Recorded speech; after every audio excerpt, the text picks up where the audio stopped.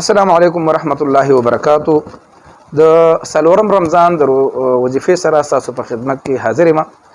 کوشش وکړئ چې زما دا ویډیو تر اخره پورې ګورئ، نو ان شاء الله العزیز د دې ټول فضایل به اورئ او د خپل مطلوبه چې کوم حاجت دی د هغې دپاره به دا تاسو وایئ، نو الله رب العزت باندې خاص رحم کوي. دوستانو، د الله رب العزت پاک نوم چې کوم دی القدوسو، یعنی د ټول نقصانونو نه پاک. د دې په فضایلو کې داسې راځي که څوک دا اسم مبارک یا قدوسو د زوال په وخت کې، د غرمې په وخت کې دا وایي، ان شاء الله العزیز الله رب العزت به زړه چې کوم دی دا د روحاني امراضو نه، کینه، حسد، بغض، خودغرضي، ریاکاري، دې نه به دا الله رب العزت پاکي. زر یا قدوس ویلو سره به دی چې یو به دا دنیا نه بې پروا شي، د چا پروا به نه کوي، صرف الله ته به توجه او الله رب العزت به هم د مشکلات اسانوي. دغه رنګې که بعضې خلک یې هغه ناجایز شهوتونه، بعضې ښځو ته د هغه غلط خیالونه راځي او چې دا فلان کې ښځه او فلان کې، دا ټول شیطاني حرکات دي، نو یا قدوسو سره به دغې نه هم پاک شي. دغه رنګې که څوک دشمندار وي یا دشمندار خو نه وي خو دشمنان یې ډېر وي او وایي چې د دې نه ماته نقصان دی،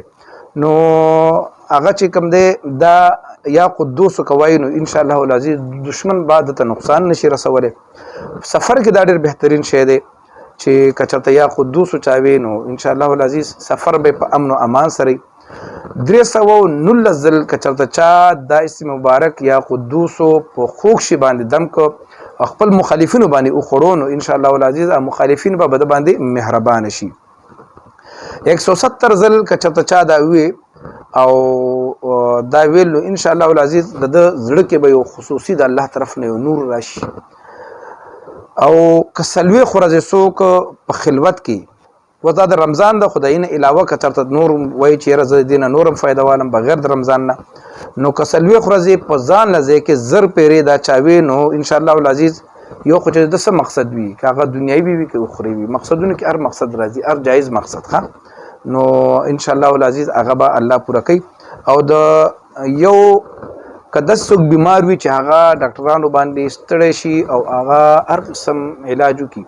او د هغه علاج نه کېږي، نو د شپې په آخري حصه کې هغه بیا خصوصي به د رمضان کې،